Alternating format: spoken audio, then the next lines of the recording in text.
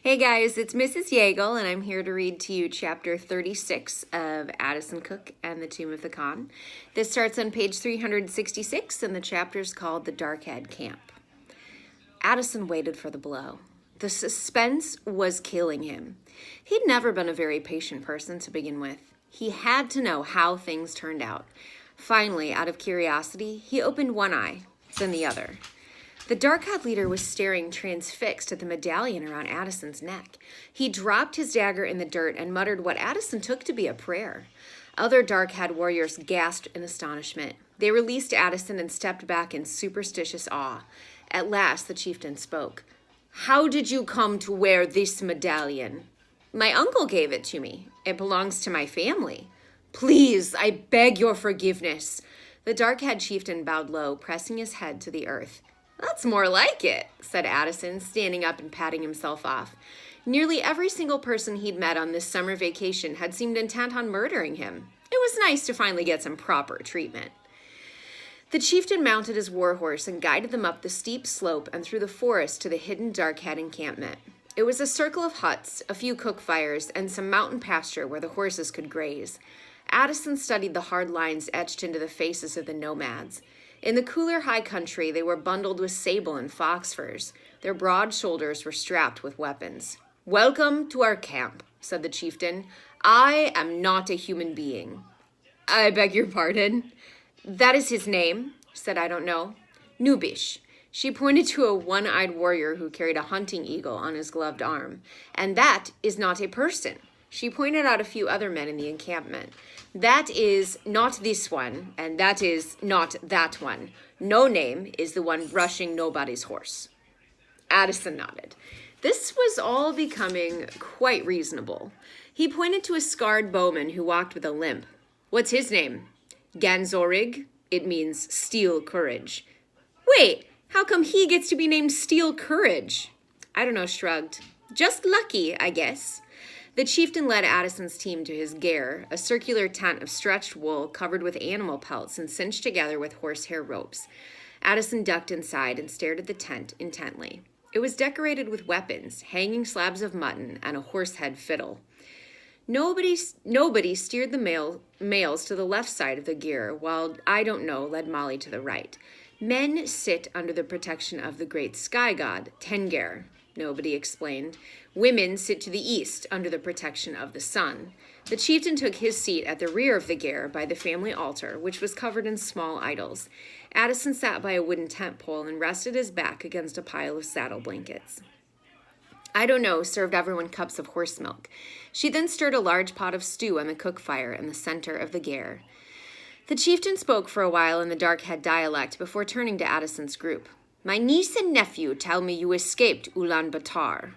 Addison looked in surprise from the chieftain to nobody, and I don't know. He did see a family resemblance. "I am not a city man myself," the Darkhead leader continued.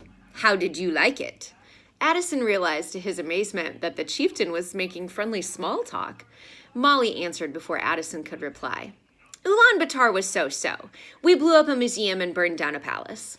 The chieftain slowly nodded. Addison knew that small talk was not Molly's best department. "Here, have some mak," said I don't know, ladling some stew into a bowl and handing it to Eddie. Mama? Yes. When I sneeze, it kind of makes my nose hurt. I bet. I'll be done in just a second, and then I'll take care of you, okay? Okay. Sorry, guys. Sunny doesn't feel good. "Thanks, I'm starving. What's in it?" "Boiled sheep parts. You know, bones, fat, organs." Eddie stared into the pot and watched a sheep's head bubble to the surface. Out of politeness, he tried to hide his gag reflex with a cough. "There's sliced potato in it, too," I don't know said helpfully. Raj held out his bowl to try some. "What else are you cooking?" Eddie asked. "Oh, lots of things. We have mutton broth, mutton dumplings, and mutton pancakes." "Do you have anything that's not made out of mutton?" I don't know held up a shriveled black creature skewered on a stick. "Blowtorched marmot, a delicacy in the steppes." Eddie sipped his mare's milk and kept quiet. Addison had been gazing into the fire deep in thought and finally looked up at the chieftain. Sir Frederick met the Black Darkhad hundreds of years ago. He called you ghost warriors. Your tribe nearly killed him, but decided to let him live. Addison leaned closer to the fire, fixing the chieftain with a knowing smile. You know about Sir Frederick's clues. That's why there are Darkhad as far away as Kashgar. It was the Darkhad who built those booby traps. Not a human being nodded. He bit the crispy arm off a burned marmot with evident relish. You caught us off guard in Ulaanbaatar. We would have done a better job protecting Sir Frederick's lance, but honestly, we had no idea you would rob a museum. I don't get it. If you want to protect the Khan's tomb, why protect the clues? Why not destroy them? As Darkhad, we can neither follow the clues to open the tomb nor bring ourselves to destroy them. They are our only link to the prize we've guarded for 800 years. The chieftain opened the collar of his tunic, revealing an embroidered bead mandala hung around his neck. It was the Templar symbol, an eye in the center of a radiant sun. Your knight found the tomb, and the Darkhad tried to kill him. He told the Darkhad that if we did not know where the tomb was, or if it even existed, one day our people would forget their vows, and the Khan's legend would fade from the earth. By remembering our history, we remember who we are. So we protect the clues, and we honor your knight. And now that I've appeared with the same medallion as Sir Frederick, the Darkhad leader shook his head. I cannot allow you to go after the tomb. It guards the golden whip, and that is sacred to Mongolians. Addison frowned. How big is the Great Taboo? 240 square kilometers. And how many Darkhad are left to guard it? 25? 50? The chieftain maintained a stony silence. Addison pressed his point. You can't defend an entire mountain. The smart move is to find where the tomb is hidden. The Russians have the clues, and the Chinese are not far behind. They will find the tomb. They will find the golden whip. Our only chance is to find it first and bury it somewhere else in the wilderness, somewhere where there are no clues. Addison saw I don't know nodding in agreement. The chieftain's jaw muscles tightened so that veins pulsed in his temples. This is impossible. No Darkhad may approach the tomb. We have taken vows for centuries. Your vow is to protect the tomb and its treasure. You must find the tomb now in order to protect it. The chieftain rose to his feet. No, it is forbidden by our laws. From his stern expression, it was clear that his decision was final. Outside the gear, Addison's team found their horses fed, watered, and groomed. Addison admired how the Darkhad trimmed their horses' forelocks short and left the bridle path unclipped. Already sore from the morning's race, he mounted up. The chieftain pointed south to the foothills. In memory of your knight, I will spare your lives. Nobody, and I don't know, will escort you safely off our sacred land. He handed Nobody a two-way radio that Nobody handled like a religious artifact, tucking it carefully into his pack. Addison guided his horse to the mountain path, carpeted with pine needles.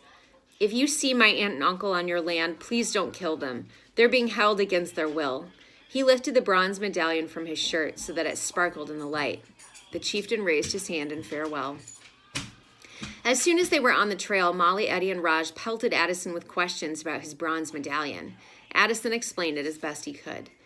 Are the Cookes descended from Templar knights? Asked Molly. Addison really had no idea. Somehow he couldn't quite picture his Uncle Nigel swinging a sword around, and he knew from experience that he wasn't particularly talented with swords himself. He would have to rescue his uncle if he hoped to learn more. They reached a fork in the mountain path. One route led downhill toward civilization. The other wound higher into the dark forest, disappearing around a steep bend. Addison reined his horse and faced the Darkhad. I don't know, you liked the plan I told your uncle in the gear. I don't know quietly nodded. We have a better chance of defending the tomb if we actually know where it is. Addison turned to her brother. Nobody? What do you think? We find the tomb and alert the Darkhad. He gestured to the radio in Nobody's pack. Then the Darkhad can defend the right spot instead of patrolling this entire wilderness. Nobody hesitated. He chose his words carefully. It's not that I'm disobeying my uncle. It's that I'm following my vow to protect the tomb. Addison nodded. Whatever helped Nobody sleep at night. Nobody guided his horse to the steep path up the mountain. There's a river near the mountain peak. My whole life, our uncle has never let us go near. I've always wondered what is hidden beyond. I believe it is a good place to start. Addison recalled the river mentioned in Sir Frederick's final clue. Works for me, he said. The horses labored uphill through the late afternoon. Moss hung from the trees like witches' hair. Molly spotted a roe deer in the mid-afternoon, but they did not see another living creature for the rest of the day. Occasionally, the fairy tale forest parted to reveal the mystical landscape below, the sweep of the valleys cloaked in blankets of mist, the faint brushstrokes of the mountains. Addison consulted Fiddleton's Asia Atlas and gasped in astonishment. My God, this has never happened before. He held out Fiddleton's map for all to see, stabbing it excitedly with a finger. We're in uncharted land. There's just a blank green spot on Fiddleton's map that says forbidden. He shook his head, amazed. Roland J. Fiddleton rounded Cape Horn in a kayak. He rescued 3 Sherpas from the summit of Mount Everest. If Roland J. Fiddleton hasn't mapped this mountain, it really is forbidden. The dense forest thinned, giving way to rolling hilltop fields. The horses crossed beds of red, yellow, and purple wildflowers. Vultures, falcons, and steppe eagles hunted the slopes. Nobody guided them to a cairn of rocks piled at the crest of a barren hill and signaled to dismount. This is an uvu. Mongols pile stones on top of high hills to serve as altars to the gods. On foot, Adano bade them circle around the ovu stones 3 times clockwise for luck on their journey. She took a splash of mare's milk from her canteen and spritzed it in the air with her fingers for the sky gods. She then plucked hairs from her horses' tails and added them to the rock pile. The horses didn't like having their tails plucked. Molly had her own ponytail, so she could relate. Out of sympathy, she plucked one of her own hairs and placed it on top of the ovu. Nobody dropped grains of rice in the stone circle, announced his family name, and placed a white pebble on top of the pile of rocks. Last, he and I don't know made Addison's group take off their shoes and lie on the ground to absorb the good luck of the holy site. Addison wasn't sure if all this was a waste of precious time, but he knew they needed all the luck they could get.